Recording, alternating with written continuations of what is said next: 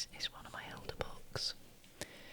It is the Mammoth Book of Thrillers, Ghosts and Mysteries.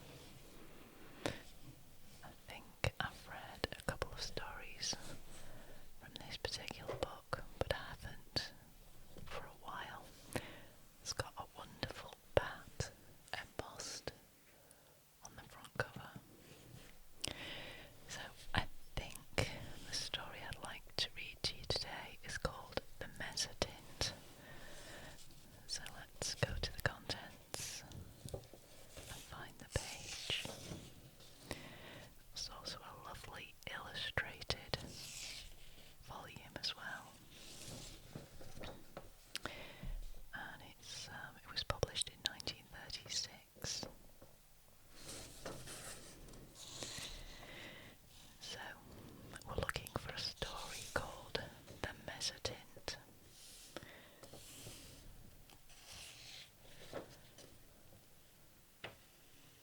Here it is, by M.R. James, a picture that puzzled the best wits at the university and frightened the manservant out of his. 333. Okay, let's go to 333.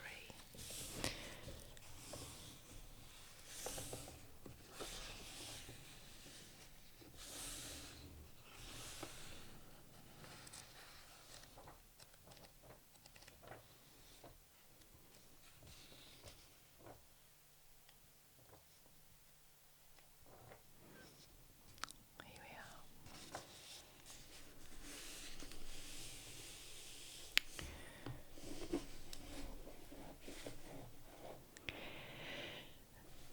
So this was written by M.R. James, 1862 to 1936, late Provost of Eton College.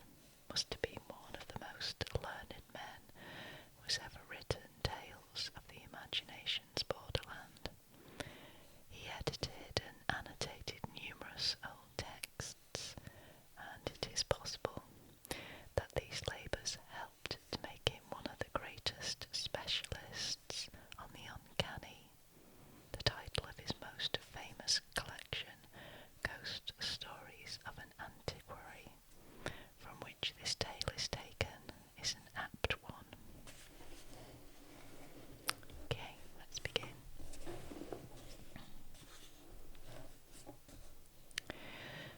Some time ago, I believe I had the pleasure of telling you the story of an adventure which happened to a friend of mine by the name of Denniston during his pursuit of objects of art for the museum at Cambridge. He did not publish his experiences very widely upon his return to England, but they could not fail to become known to a good many of his friends, and among others to the gentleman who at that time presided over an art museum at another university. It was to be expected that the story should make a considerable impression on the mind of a man whose vocation lay in lines similar to Denniston's, and that he should be eager to catch at any explanation of the matter, which tended to make it seem improbable that he should ever be called upon to deal with so agitating an emergency. It was indeed somewhat consoling to him to reflect that he was not expected to acquire ancient manuscripts for his institution,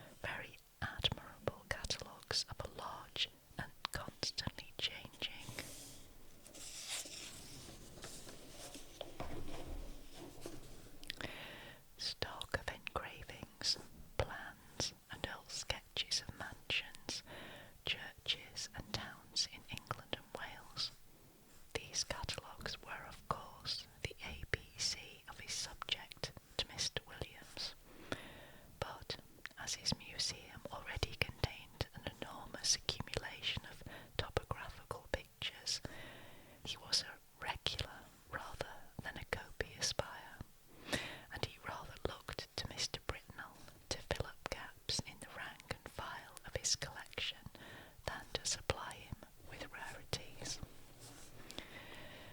Now, in February of last year, there appeared upon Mr. William's desk at the museum a catalogue from Mr. Britnell's Emporium, and accompanying it was a typewritten communication from the dealer himself. The latter ran as follows: Dear Sir, we beg to call your attention to number 978 in our accompanying catalogue, which we shall be glad to send on approval. Yours faithfully, J. W. Britnell.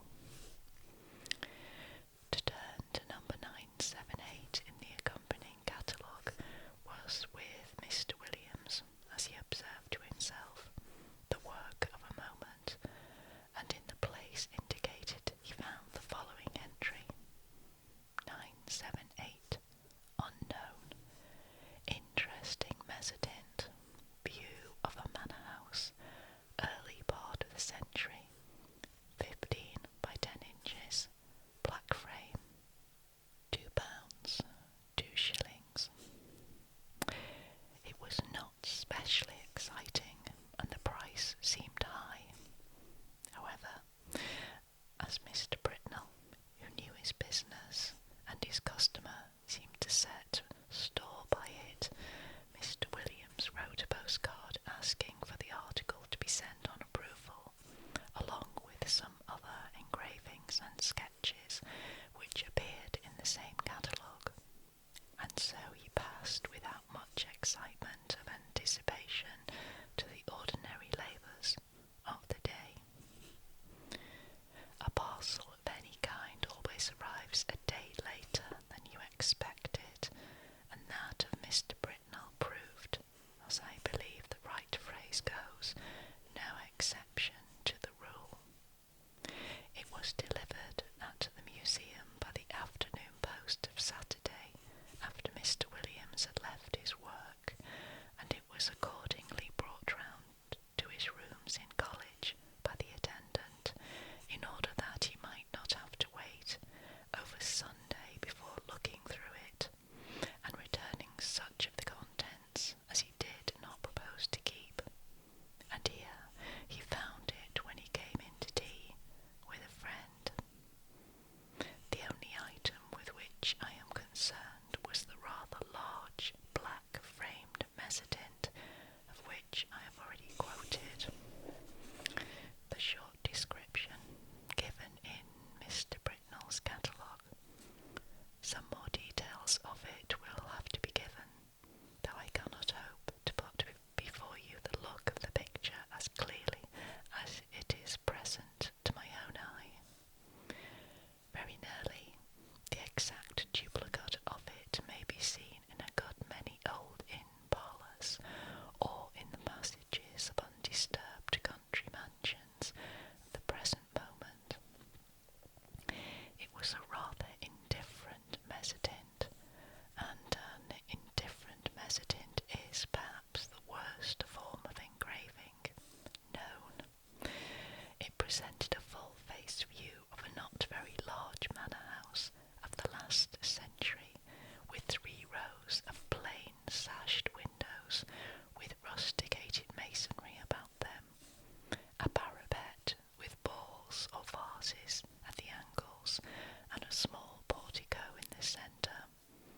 On either side were trees, and in front a considerable expanse of lawn.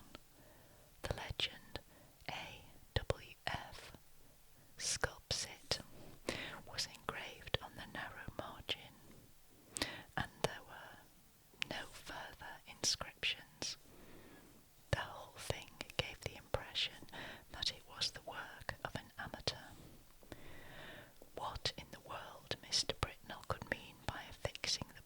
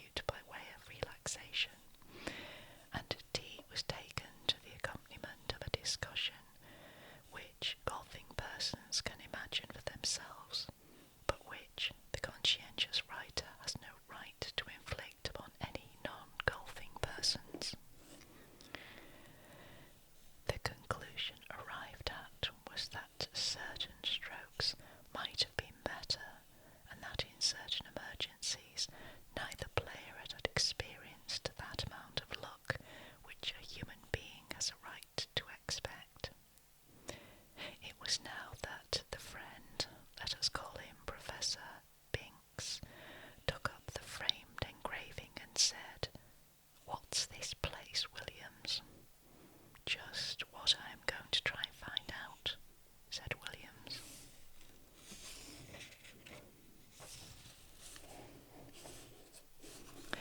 Going to the shelf for a gazetteer. Look at the back. Something Lee Hall, either in Sussex or Essex. Half the name's gone, you see. You don't happen to know it, I suppose. It's from that man Britnell, I suppose, isn't it? Said Binks. Is it for the museum? Well, I think I should buy it if the price was 5 shillings, said Williams, but for some unearthly reason he wants 2 guineas for it. I can't conceive why. It's a wretched engraving, and there aren't even any figures to give it life. It's not worth 2 guineas, I should think, said Binks, but I don't think it's so badly done. The moonlight seems rather good to me, and I should have thought that there were figures, or at least a figure, just on the edge in front. Let's look, said Williams. Well, it's true the light is rather cleverly given. Where's your figure? Oh yes, just the head in the very front of the picture. And indeed there was, hardly more than a black blot on the extreme edge of the engraving, the head of a man or woman, a good deal muffled up, the back turned to the spectator and looking towards the house. Williams had not noticed it before. Still, he said, though it's a cleverer thing than I thought, I can't spend 2 guineas of museum money on a picture of a place I don't know. Professor Binks had his work to do, and soon went, and very nearly up to all time Williams was engaged in a vain attempt to identify the subject of his picture.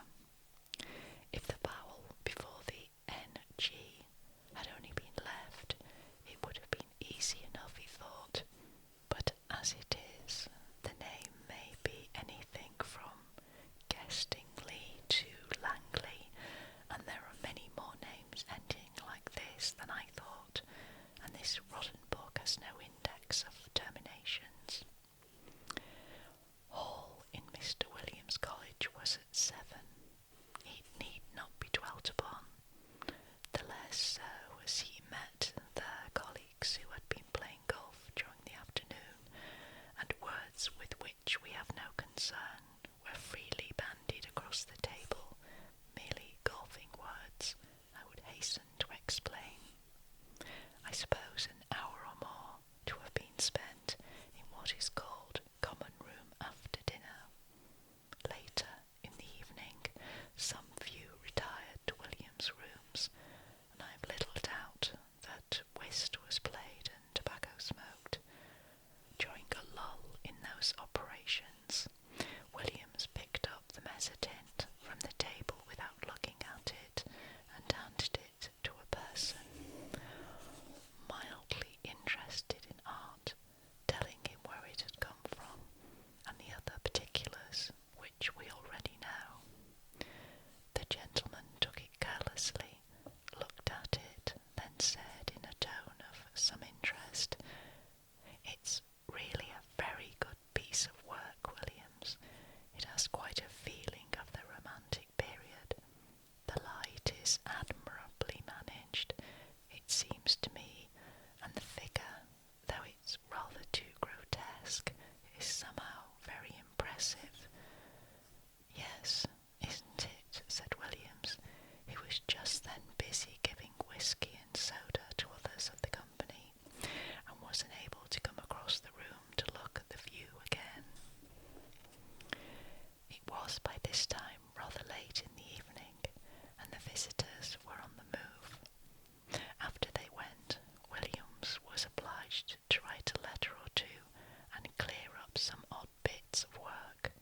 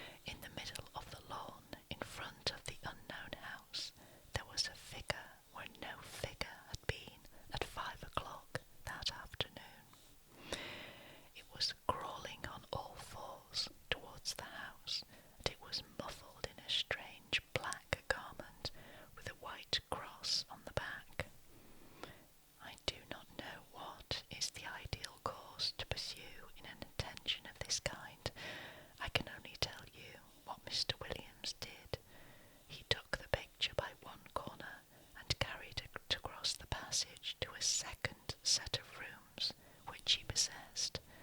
There he locked it up in a drawer, sported the doors of both sets of rooms, and retired to bed. But first he wrote out and signed an account of the extraordinary change which the picture had undergone since it had come into his possession.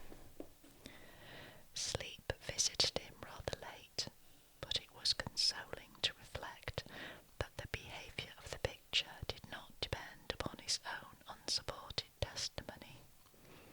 Evidently, the man who had looked at it the night before had seen something of the same kind as he had. Otherwise, he might have been tempted to think that something gravely wrong was happening either to his eyes or his mind. This possibility being fortunately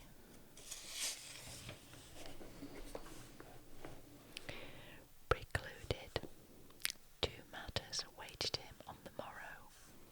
He must take stock of the picture very carefully, and call in a witness for the purpose, and he must make a determined effort to ascertain what house it was that was represented. He would therefore ask his neighbour, Nisbet, to breakfast with him, and he would subsequently spend a morning over the gazetteer. Nisbet was disengaged and arrived about 9:30. His host was not quite dressed, I'm sorry to say, even at this late hour. During breakfast, nothing was said about the Mezzotint by Williams, save that he had a picture on which he wished for Nisbet's opinion. For those who are familiar with university life can picture for themselves the wide and delightful range of subjects over which the conversation of two fellows of Canterbury College is likely to extend during a Sunday morning breakfast. Hardly a topic was left unchallenged, from golf to lawn tennis, yet I am bound to say that Williams was rather distraught, for his interest naturally centred in that very strange picture which was now reposing face downwards in the drawer in the room opposite. The morning pipe was at last lighted, and the moment had arrived at which he looked, with very considerable, almost tremulous excitement, he ran across, unlocked the drawer, and extracting the picture, still face downwards, ran back and put it into Nisbet's hands. Now he said, Nisbet, I want you to tell me exactly what you see in that picture. Describe it, if you don't mind, rather minutely. I'll tell you why afterwards. Well, said Nisbet, I have here a view of a country house, English, I presume, by moonlight. Moonlight? You're sure of that? Certainly. The moon appears to be on the wane, if you wish for details, and there are clouds in the sky. All right, go on. I'll swear, added Williams in an aside, that there was no moon when I saw it first. Well, there's not much more to be said, Nisbet continued. The house has 1, 2, 3 rows of windows, 5 in each row except at the bottom, where there's a porch instead of the middle one, and... But what about figures? Said Williams with marked interest. There aren't any, said Nisbet. But... What? No figure on the grass in front? Not a thing. You'll swear to that? Certainly I will, but there's just one other thing. What? Why, one of the windows on the ground floor, left of the door, is open. Is it really so? My goodness, he must have got in, said Williams with great excitement, and he hurried to the back of the sofa on which Nisbet was sitting, and catching the picture from him, verified the matter for himself. It was quite true. There was no figure, and there was the open window. Williams, after a moment of speechless surprise, went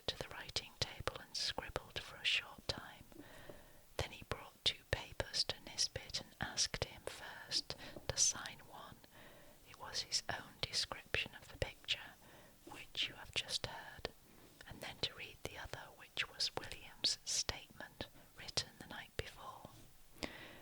What can it all mean? Said Nisbet. Exactly, said Williams. Well, one thing I must do, or three things, now I think of it.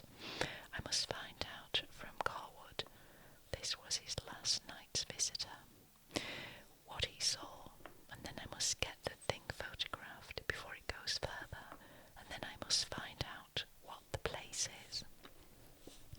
I can do the photographing myself, said Nisbet, and I will, but you know, it looks very much as if it were assisting at the working out of a tragedy somewhere. The question is, has it happened already, or is it going to come off? You must find out what the place is. Yes, he said, looking at the picture again. I expect you're right. He has got in, and if I don't mistake, there'll be the devil to pay in one of the rooms upstairs. I'll tell you what, said Williams. I'll take the picture across to old Green. This was the senior fellow of the college, who had been bursar for many years. It's quite likely he'll know it. We have property in Essex and Sussex, and he must have been over the two counties a lot in his time. Quite likely he will, said Nisbet, but just let me take my photograph first. But look here, I rather think Green isn't up today. He wasn't in hall last night, and I think I heard him say he was going down for the Sunday. That's true too, said Williams. I know he's gone to Brighton. Well, if you'll photograph it now, I'll go across to Carwood and get his statement, and you keep an eye on it while I'm gone. I'm beginning to think 2 guineas is not a very exorbitant price for it now.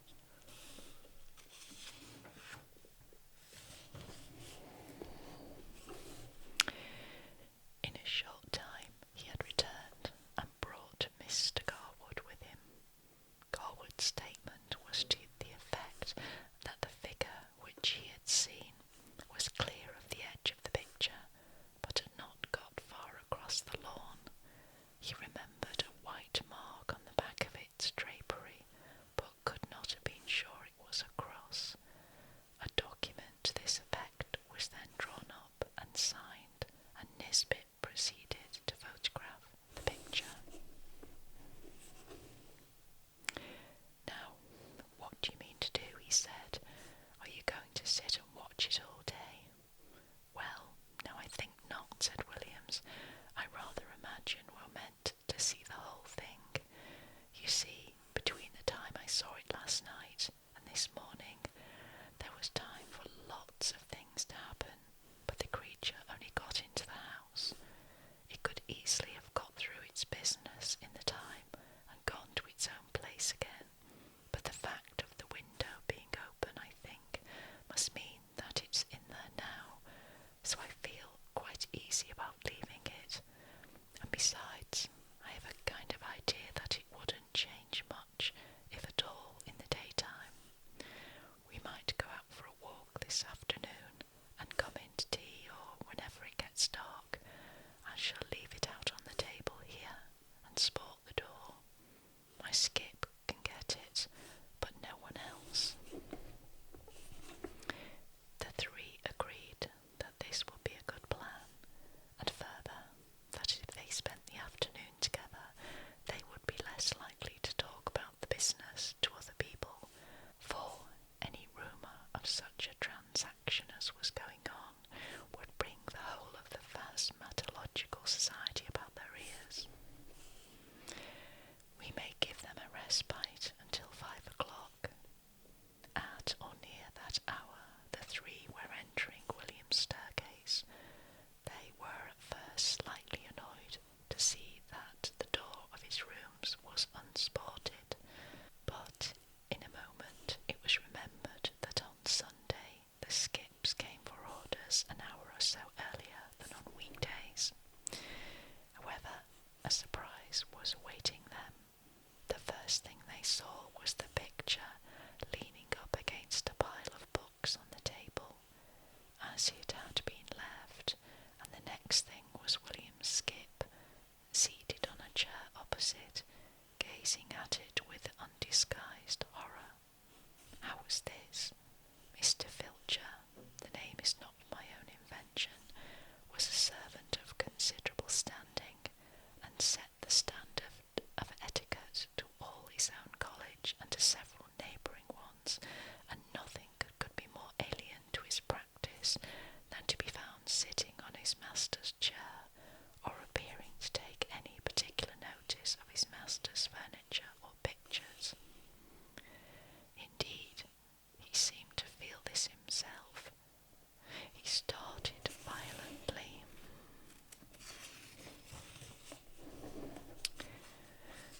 When the three men were in the room, and got up with a marked effort, then he said, "I ask your pardon, sir, for taking such a freedom as to sit down."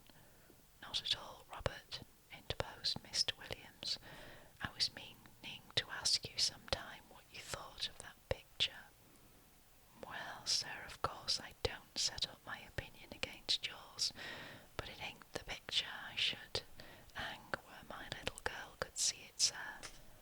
"Wouldn't you, Robert? Why not?" "No, sir.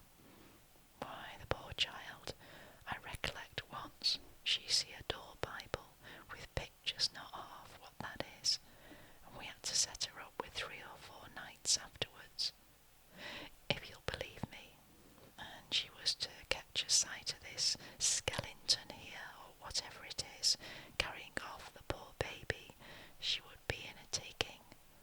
You know how it is with children, how nervous they get with a little thing and all. But what I should say, it don't seem a right picture to be laying about, sir, not where any one that's liable to be startled could come on it. Should you be wanting anything this evening, sir?" "Thank you, sir." With these words, the excellent man went to continue the round of his masters, and you may be sure the gentleman whom he left lost no time in gathering round the engraving. There was the house, as before, under the waning moon and the drifting clouds. The window that had been open was shut, and the figure was once more on the lawn, but not this time crawling cautiously on hands and knees. Now it was erect, and stepping swiftly with long strides towards the front of the picture. The moon was behind it, and the black drapery hung down over its face, so that only hints of that could be seen, and what was visible made the spectators profoundly thankful that they could see no more than a white dome-like forehead and a few straggling hairs. The head was bent down, and the arms were tightly clasped over an object which could be dimly seen and identified as a child, whether dead or living it was not possible to say. The legs of the appearance alone could be plainly discerned, and they were horribly thin. From 5 to 7, the 3 companions sat and watched the picture by turns, but it never changed. They agreed at last that it would be safe to leave it, and that they would return after Hall and await further developments. When they assembled again at the earliest possible moment, the engraving was there, but the figure was gone.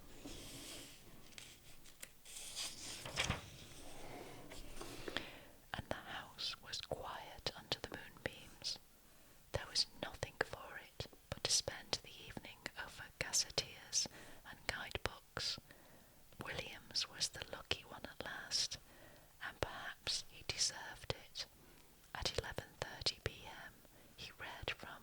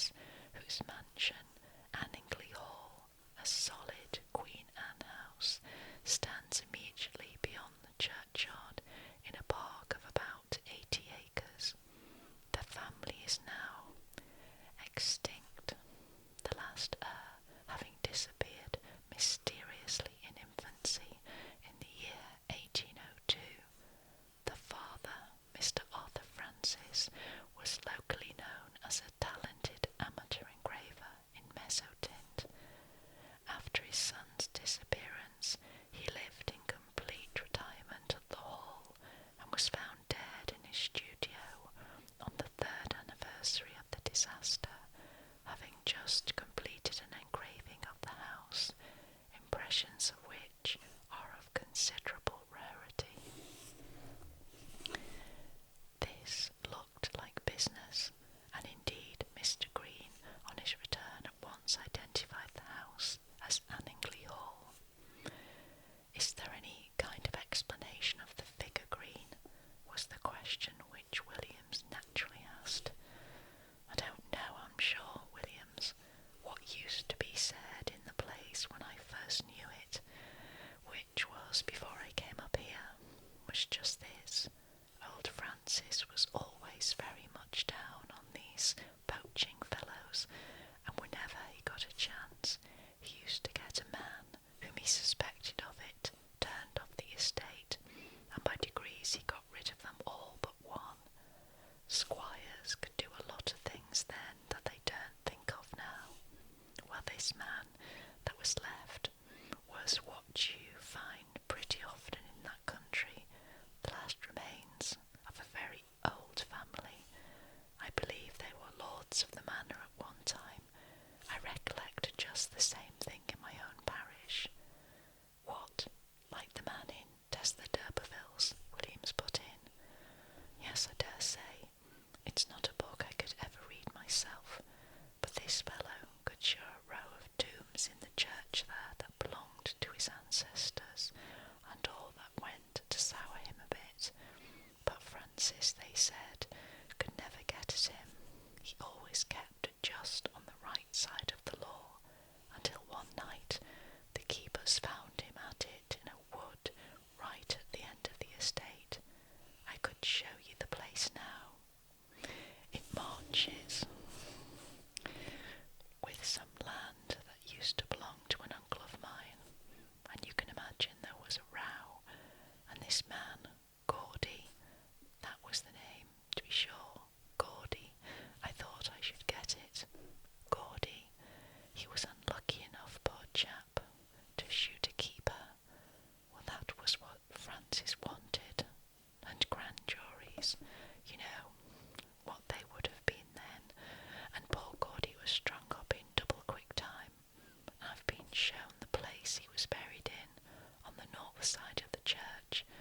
You know the way in that part of the world. Anyone that's been hanged or made away with themselves, they bury them that side. And the idea was that some